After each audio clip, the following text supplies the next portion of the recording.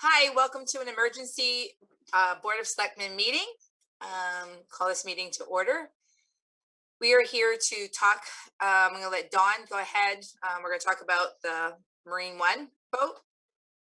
Yes, thank you, Teresa. So a couple of days ago, it was discovered that one of the engines on our Marine One, this is a large boat that we acquired some years ago from the federal government. It's a former United States Coast Guard offshore patrol boat that we've used in Sebago Lake since 2007, was leaking oil from the port side engine. Is that correct, Bruce? Yes. And so it was leaking oil, so it was sent down to Portland Yacht Services where it was torn down and evaluated.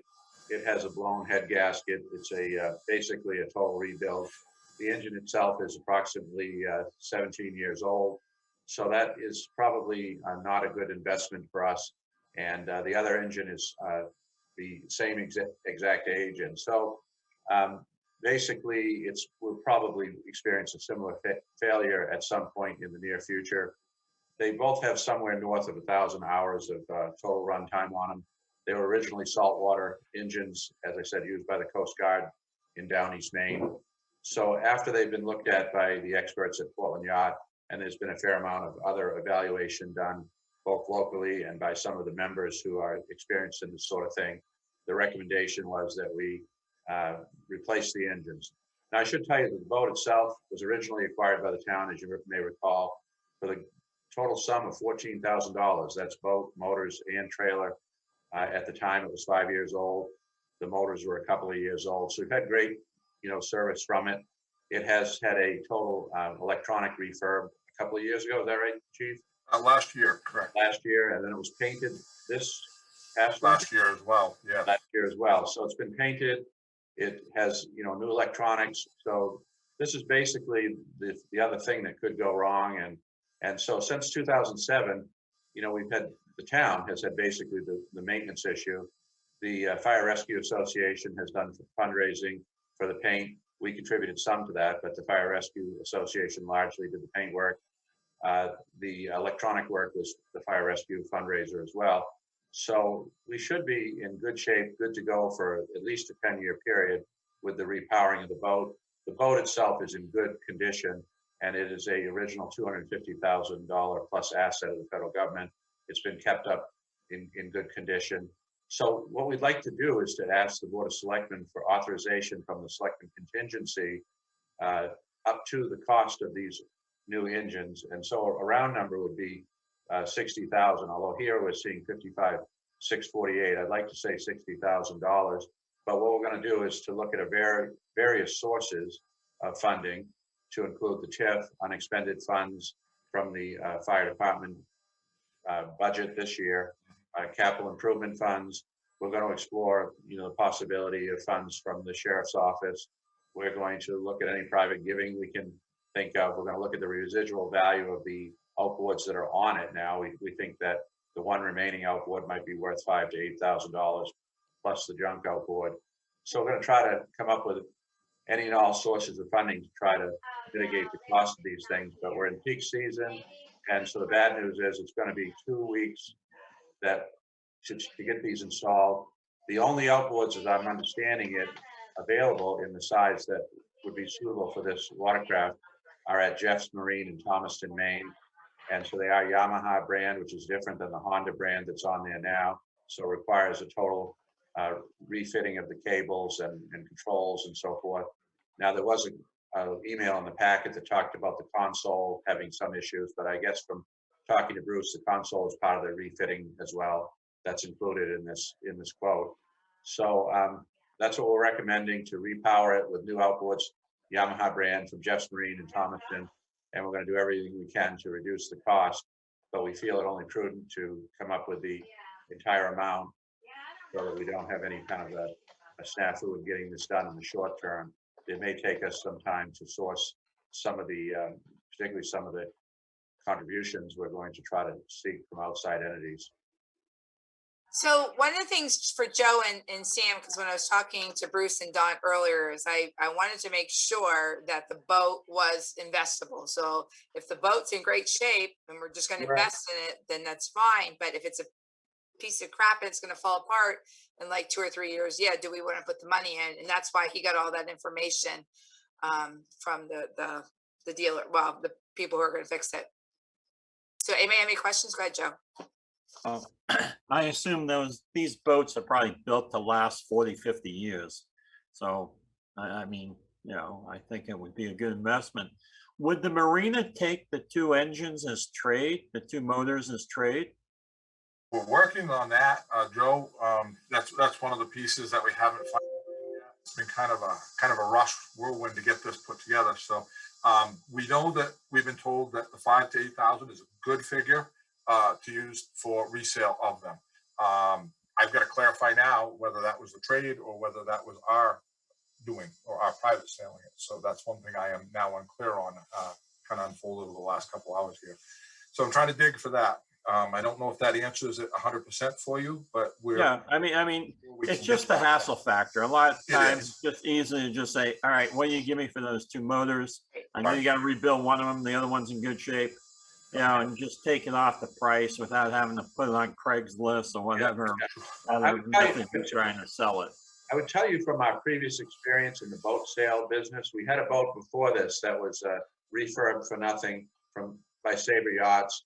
We had the motor redone by somebody or other. We went through this process, and when we were done with it, we put it on Craigslist, tried to sell it. I don't remember this or not, but it blew up, and the young guy who bought it came back. We felt bad. By the time we got done, we were sorry we were in the boat sale business. So I'm with you. Let's just trade these things in. Yeah. We don't And how often does the sheriff's department use this boat? Usually they're out for 10 details of several hours each every season. This year they're having a hard time with it, and it's because their staffing levels are down right now. So that's one of the things that's of concern. So normally I would say, 40, 50 hours worth of time every season that they're out on the water with it. Yeah. It's a good presence to have, and they usually have some good contacts, OUI, stuff like that. They'll Right. pull into it. Well, I don't think it would be awful to ask Kevin Joyce to kick in a little money, since they do use it quite a bit. I mean, 40 to 50 hours on the boat is a lot of time. Yes, and I did make that phone call earlier today to him. He is on vacation. His brother answered for him, and they just don't have money in this year's budget for it. That's one of the concerns. However, their budget year runs January. He said they possibly could get something put in for that. Well, I mean, essentially what we're looking at is we're looking at doing the authorization now, and any fundings that we get are going to be in the 21-22 Right. budget cycle anyway. So I mean, it would be, I mean, it certainly makes sense for you and Don to continue the conversation with Kevin Joyce to see what they can do there. And if it's something that even if they have to put it into their budget for next year, it still would come in that 21-22 as additional income for us. So so it's still gonna help offset in the long term where they are there. And I think it's appropriate for them to come up with something. Obviously we're not asking them to come up with the whole thing. We're asking something to help out in the thing, because they get some benefit out of it. Right. Well, the other thing too is the boat will be down 2 weeks, correct? And Dawn and Bruce are going to come up possibly with another plan to get another boat to cover us for the 4th of July on Sebago. Well, they do have another boat that they use in the Harpswell area. I think it's off the water. They typically keep it in a fire station, we believe. So we're going to ask them to see if that's possible to move to Sebago, because I don't think they keep it on the water.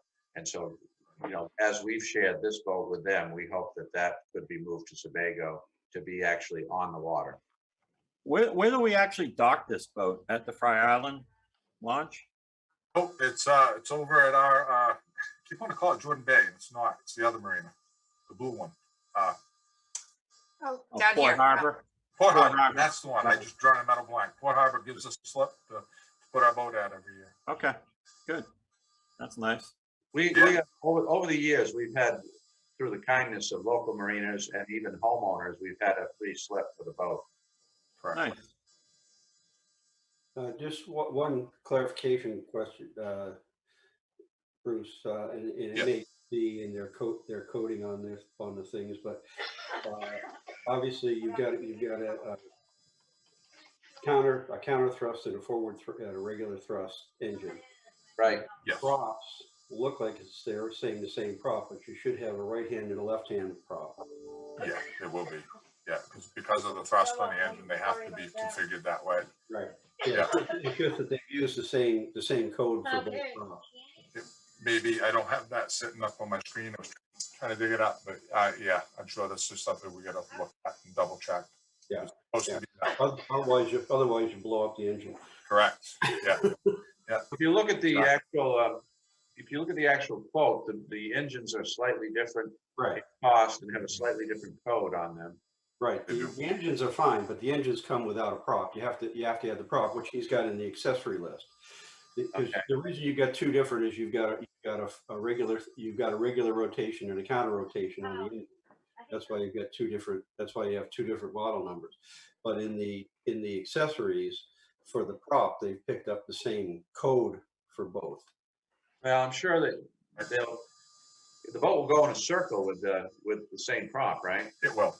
Just kind of, So we'll be sure to. Obviously, obviously they would. The out when they go to mount it, they're going to know. But who's going to mount it? Is it going to go up to Jeff's, or is it going to? yeah, they're supposed to take care of it, soup to nuts, if you will. That's what will happen. 2 weeks, we'll have it all in person. I mean, obviously they're In not. theory. They're going to know if they got the wrong one to put on there. So Yeah, well, I made a note of it, Rolf, too, just so I can follow through with that. Good catch, and yeah. I saw the differences in the models of the motors. I didn't follow up on the prop. the motor models, that makes sense because one's a Right. counter rotation, one's a regular rotation. So Correct, it is, yeah. Yeah, I didn't pick up on the prop, so yeah, doesn't hurt to check. No, won't hurt at all. All right, anybody have any other questions? Can I get a motion to accept? okay, let me first ask Alex. So Alex, essentially what you're going to, what we're going to be doing, what we'll do would be authorize the not to exceed. And you're going to have to work with the accounts on where you pull that from in order to balance it out, correct? Correct, yes. Right, and the other spot I don't know, as I mentioned, was the TIF. Ralph had also mentioned the TIF. I don't think I mentioned that. Yeah, because it is public safety, so it can fall under TIF funds. So if we have unexpended TIF funds for this year, the logic would be to pull some from that instead of all from contingency. But the one thing we have been able to disqualify, though, Ralph, that you mentioned was the American Rescue money. Yes. That we've disqualified already, Well, that's unfortunately. all right. I mean, but until you look, you don't know. So Right. So is there still 75,000 in the contingency account? Alex, I think we had determined those. Go ahead. Yeah, I believe so. So we didn't use any last year, okay. so There's a couple of places we can pull it. Yeah, originally we were going to when we were did something on one of the I think it was on it's either can't remember, it was Public Works or Fire on one of the engines, and we decided instead to increase that in order to cover that instead of taking that out of contingency because it was so early in the year. So I guess I'd make the motion to authorize the repowering of Marine One not to exceed $60,000. I will second that. 60,000? I thought it was a little bit more. No, it's a little less, Well, actually. quote's 55.6, but that gives a little bit of room there if something else comes up in there. So, I had been told 60 earlier. I hadn't seen the quote when I was talking to you earlier. So okay, but what's the cost for the steering wheel? it's included. That's included Yeah. with that? That's a common thing, Teresa. It's a Right. seal on that unit, so it's really nothing more than a gasket replacement. So it's a half-hour labor and a gasket cost to do that. Okay, just wanted to make sure that was included with That's it. included to make that work. Yeah. Okay, can I get a second on that motion? I did. Yeah, Sam seconded. Thanks. Any questions? All in favor? All right, good. Is Thank you. that it? Motion to adjourn? So move. Second. All in favor? And we're out. Thanks, guys. Thank you. Bye. Thank you. Thank you.